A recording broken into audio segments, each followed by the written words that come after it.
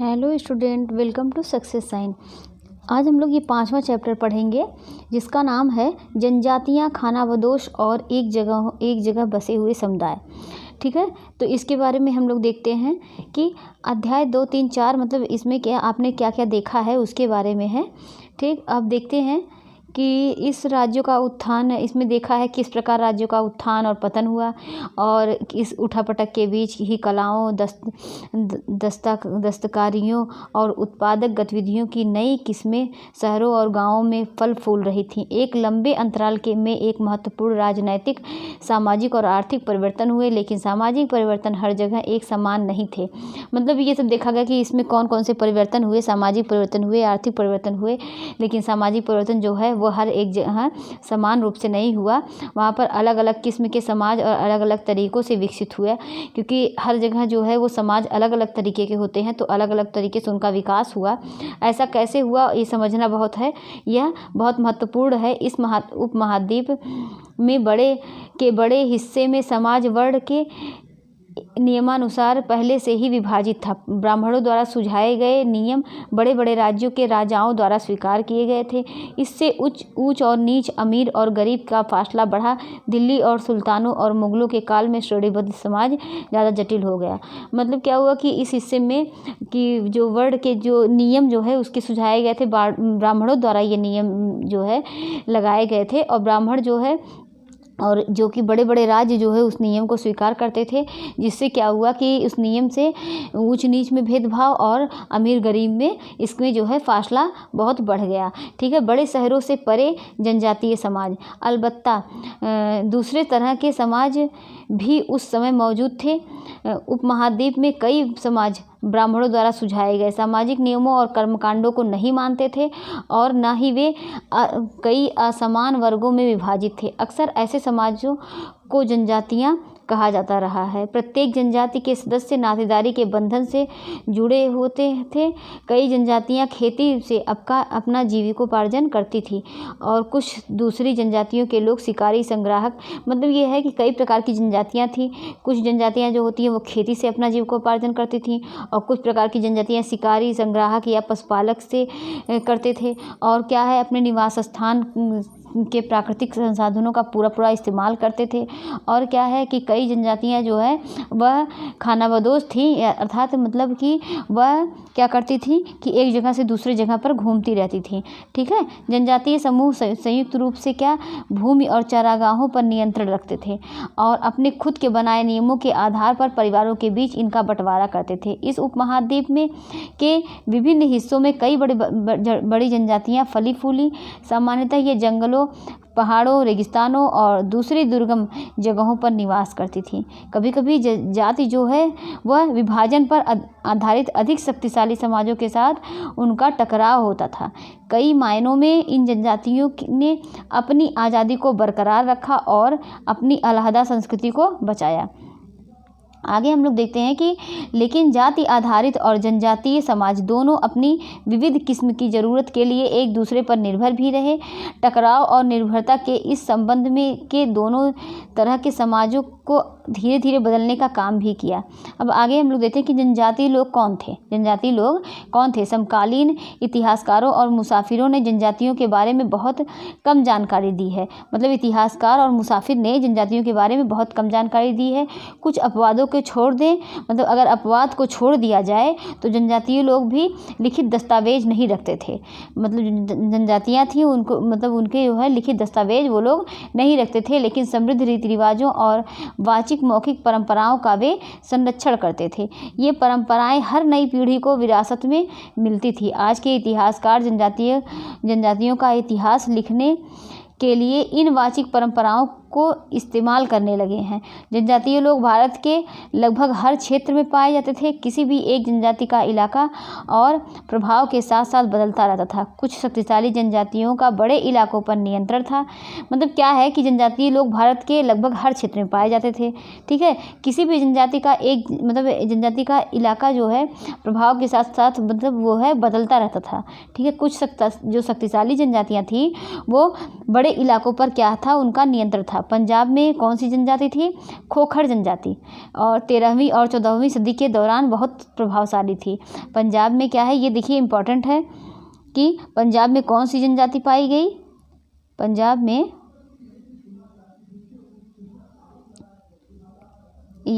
पंजाब में खोखर जनजाति, कौन सी जनजाति?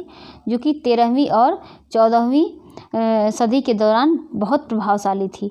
ठीक है, तो ये हमने देखा। अब आगे देखते हैं कि प्रभावशाली थी। यहाँ बाद में गख्खर लोग ज़्यादा महत्वपूर्ण हो गए। उनके मुखिया कमाल खान गख्खर को बादशाह अकबर ने मनसबदार बनाया था। मुल्तान और सिंध में मुग़लों द्वारा अधीन कर लिए जाने के से पहले लगाह और अरगुन लोगों का प्रभुत्व अत्यंत विस्तृत क्षेत्र पर था। उत्तर पश्चिम में एक विशाल, अब इसके आगे देखते हैं, ये एक और विशाल एवं शक्तिशाली जनजाति थी। जो क्या थी? वो जनजाति कौन थी? बलोच थी। ठीक है, ये लोग अलग अलग मुखियों वाले कई छोटे छोटे कुलों में बटे हुए थे। ठीक है, और आगे देखते हैं कि पश्चिमी हिमालय में गडरियों की जनजाति भी रहती थी। कहाँ पर? पश्चिमी हिमालय पे कौन सी? गड्ढी गडरियों की जनजाति रहती थी।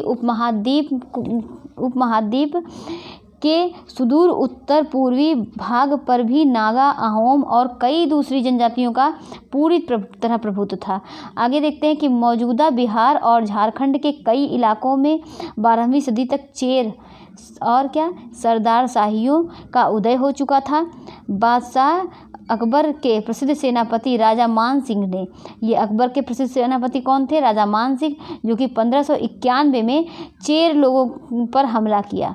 किस पर हमला किए थे? चेर लोगों पर उन्होंने क्या किया था? हमला किया था। ठीक है, और चेर लोगों पर हमला किया और उन्हें क्या किया था? परास्त किया था।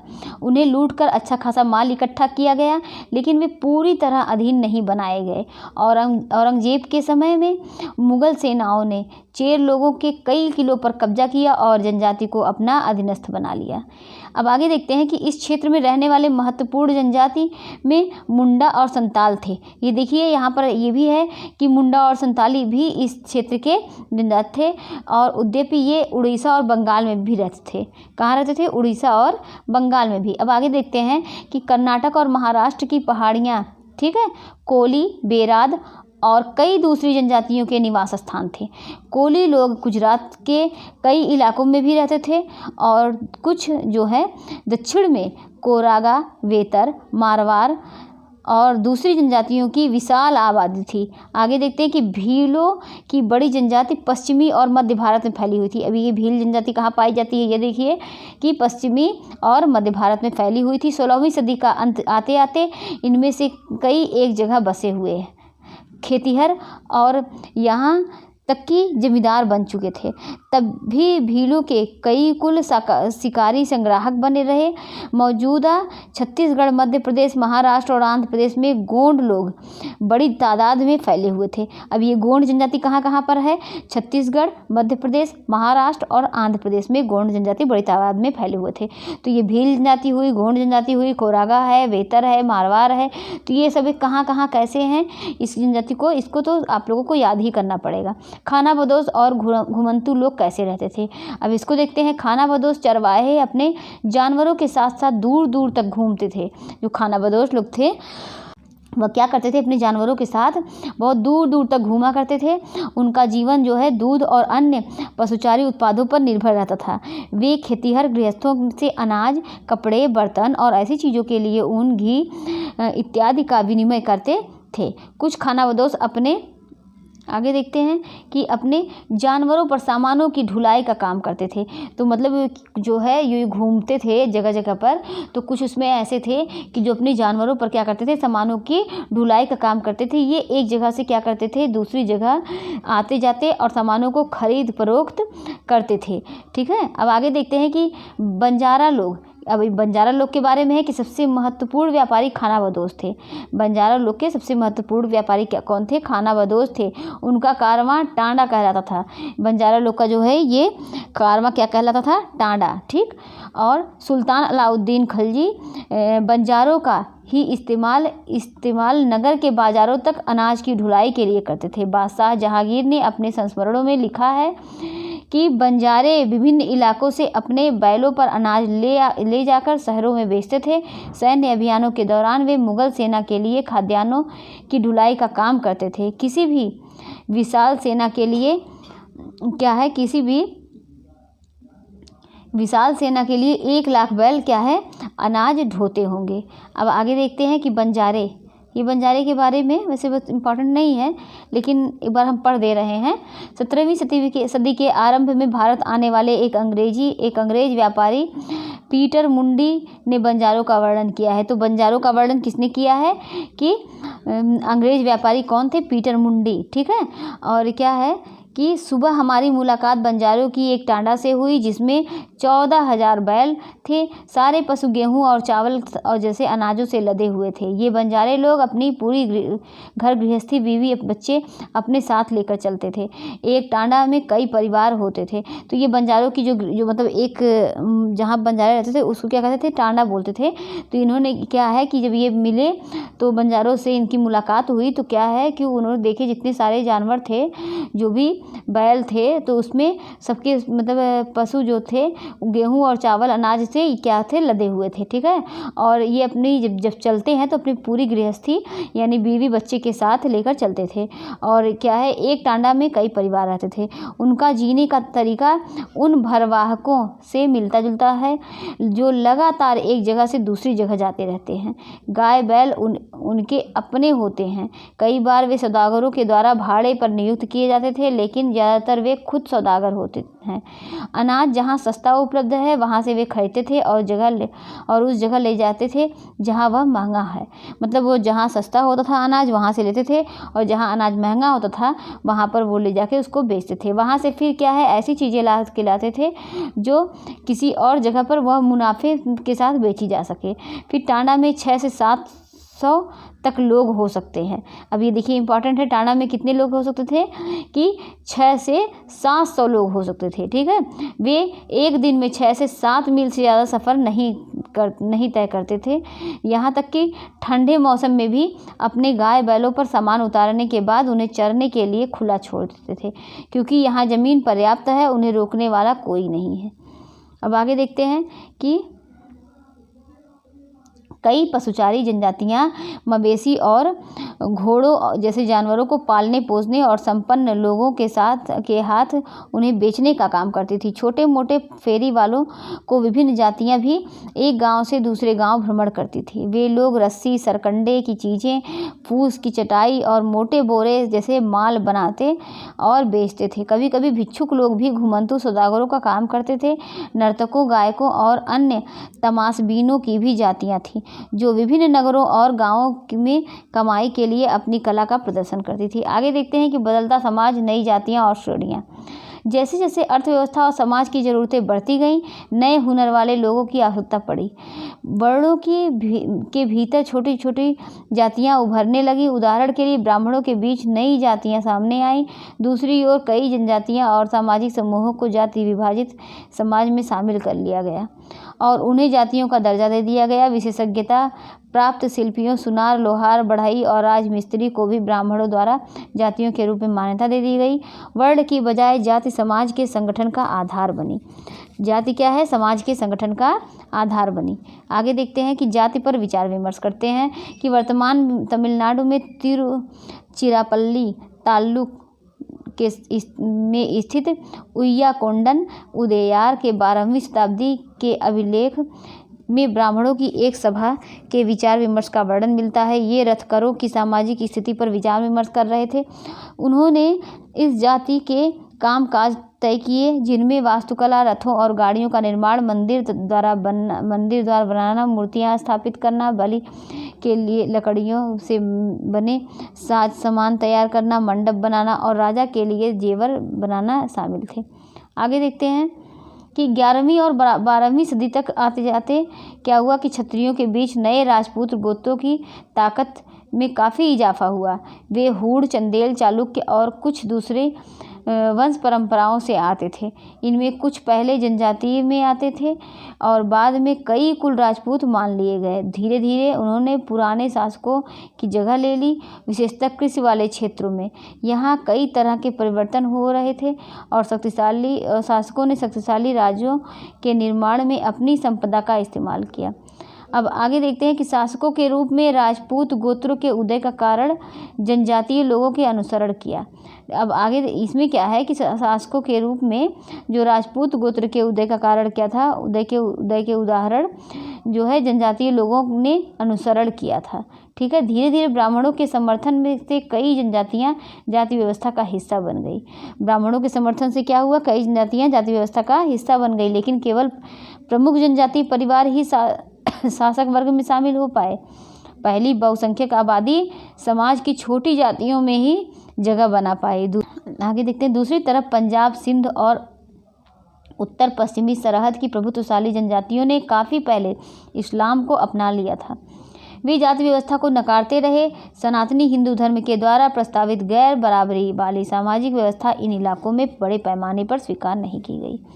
राज्यों की उत्पत्ति जनजातीय लोगों के बीच हुए सामाजिक बदलाव से गहराई से संबंधित है। हमारे इतिहास के इस महत्वपूर्ण हिस्से के 2 उदाहरण नीचे निम्नलिखित हैं। आगे देखते हैं, नज़दीक से एक नज़र। गोंड। अब गोंड क्या है? गोंड लोग गोंडवाना नामक विशाल वन प्रदेश में रहते थे। गोंड लोग कहाँ रहते थे? गोंडवाना नामक विशाल वन प्रदेश में। वे स्थानांतरीय कृषि अर्थात जगह पर बदल बदल कर खेती करते थे। विशाल गोंड जो है ये क्या है? जनजाति है एक प्रकार की। ये कहाँ रहते थे? गोंडवाना नामक विशाल वन प्रदेश में। वे स्थानांतरित खेती क्या है? अदल बदल कर खेती करते थे। कि विशाल गोंड जनजाति के कई छोटे छोटे कुलों में भी बटी हुई थी। जो बहुत बड़ी गोंड, जो विशाल गोंड रहती थी, वो छोटे छोटे कुलों में बटी हुई थी। ठीक है, प्रत्येक कुल का अपना राजा या राय होता था। जितने कुल होते थे कि उसका प्रत्येक अपना क्या है? राजा होता था। जिस समय दिल्ली के सुल्तानों की ताकत घट रही थी, उसी समय कुछ बड़े गोंड राज्य छोटे गोंड सरदारों पर हावी होने लगे। अकबर के शासनकाल में के एक इतिहास अकबरनामा में उल्लिखित है कि गढ़ कटंगा के गोंड राज्य में 70,000 गांव थे। कितने? 70,000। ठीक है, इन राज्यों की प्रशासनिक व्यवस्था केंद्रीकृत हो रही थी। राज्य गढ़ों में विभाजित थे। हर गढ़ किसी खास गोंड कुल के नियंत्रण में था। ये पुनः 84 गांवों की इकाइयों में विभाजित होते थे, जिन्हें 84 कहा जाता था। 84 का उपविभाजन बरहोतों में होता था।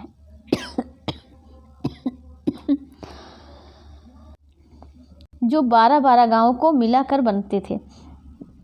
बड़े राज्यों के उदय ने गोंड समाज के चरित्र को बदल डाला। उनका मूलतः बराबरी वाला समाज धीरे धीरे असमान सामाजिक वर्गों में विभाजित हो गया। ब्राह्मण लोगों ने गोंड राजा से अनुदान में भूमि प्राप्त की और अधिक प्रभावशाली बन गए। गोंड सरदारों को अब राजपूतों के रूप में भी मान्यता प्राप्त करने की चाहत हुई। इसलिए गढ़ कटंगा के गोंड राजा अमनदास ने संग्राम शाह की उपाधि धारण की। अमनदास ने कौन सी उपाधि धारण की थी? क्या था? संग्राम शाह की। ठीक है, उसके पुत्र दलपत ने महोबा के चंदेल राजपूत राजा सालवाहन की पुत्री राजकुमारी दुर्गावती से विवाह किया था। किससे विवाह किया था? सालवाहन की पुत्री जो राजकुमारी दुर्गावती थी, उनसे विवाह किया था।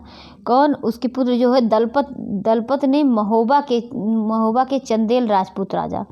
ठीक है, आगे देखते हैं। दलपत की मृत्यु कम उम्र में ही हो गई। रानी दुर्गावती बहुत योग्य थी और उसने अपने 5 साल के पुत्र वीर नारायण के नाम पर शासन की कमान संभाली। उसके समय में राज्य का और अधिक विस्तार हुआ। 1565 में आसिफ खान के नेतृत्व में मुगल सेनाओं ने गढ़ कटंगा पर हमला किया। रानी दुर्गावती ने इसका जमकर सामना किया और उसकी हार हुई और उसने समर्पण करने के बजाय मर जाना बेहतर समझा।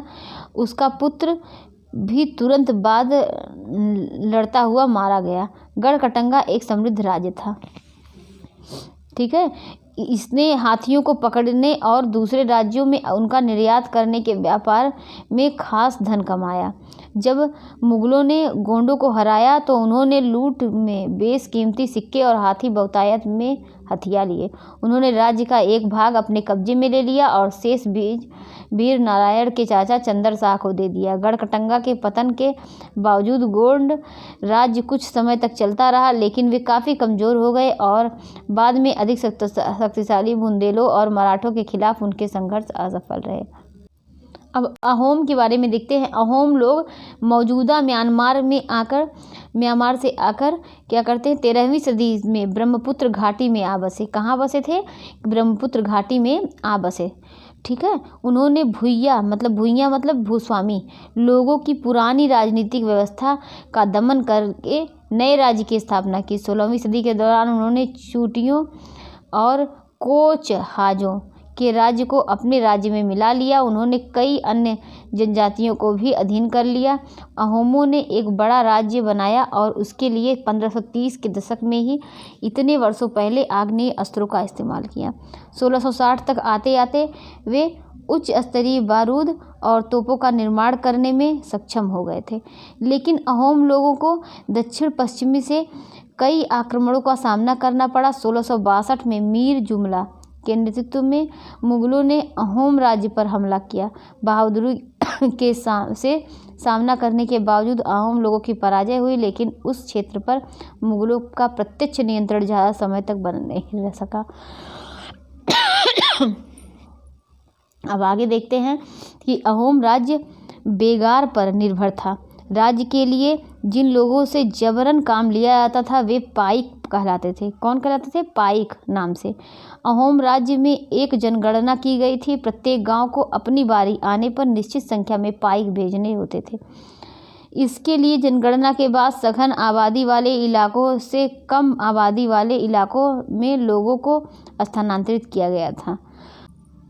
अब देखिए पाइक क्या था, इसको देखिए समझ लीजिए। इसको ये पूछा जा सकता है कि राज्य के लिए जिन लोगों से जबरन काम लिया जाता था वो क्या है? वो पाइक कहलाते थे। तो क्या है कि राज्य में जिन लोगों से जबरन काम लिया जाता था वो क्या कहलाते थे? पाइक कहलाते थे। ठीक है। तो इसमें क्या है, अहोम राज्य में एक जनगणना की गई थी। प्रत्येक गांव में अपनी बारी आने पर निश्चित संख्या में पाइक भेजने होते थे। मतलब जो जिनसे जबरन काम लिया था उनको भेजने होते थे। इसके लिए जनगणना के बाद सघन आबादी वाले इलाकों में से कम आबादी वाले इलाकों के लोगों को स्थानांतरित किया जाता था।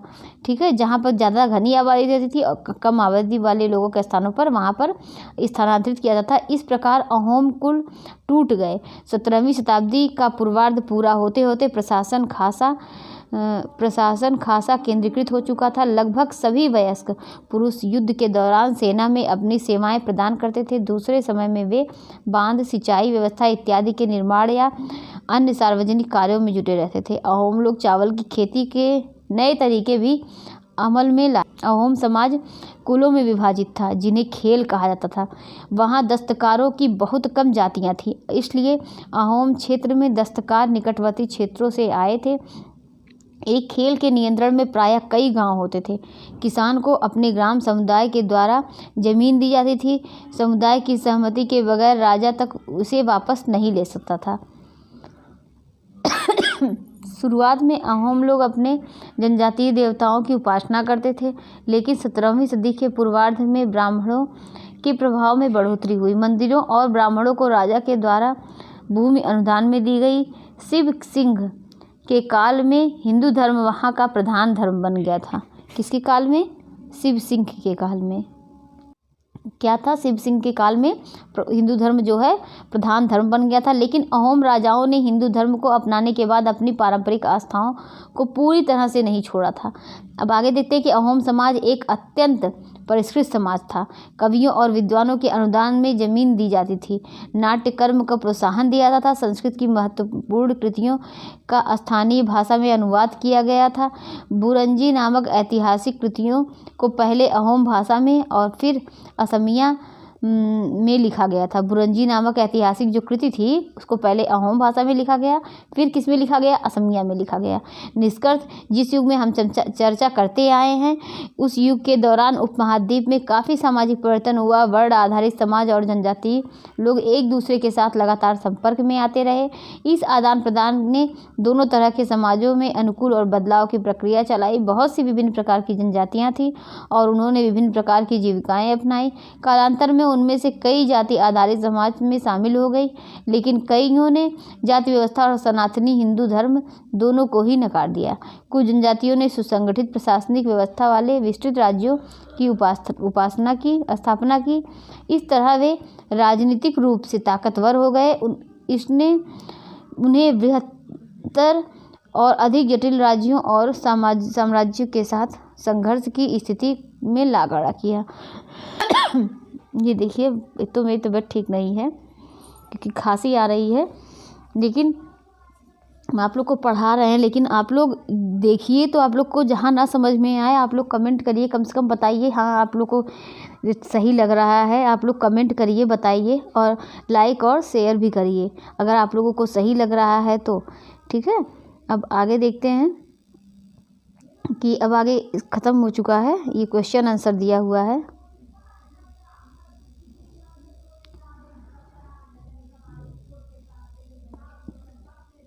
ठीक है, अब कुछ है नहीं, ये भी चैप्टर समाप्त होता है। ठीक है, अब नेक्स्ट चैप्टर हम लोग नेक्स्ट डे पढ़ेंगे।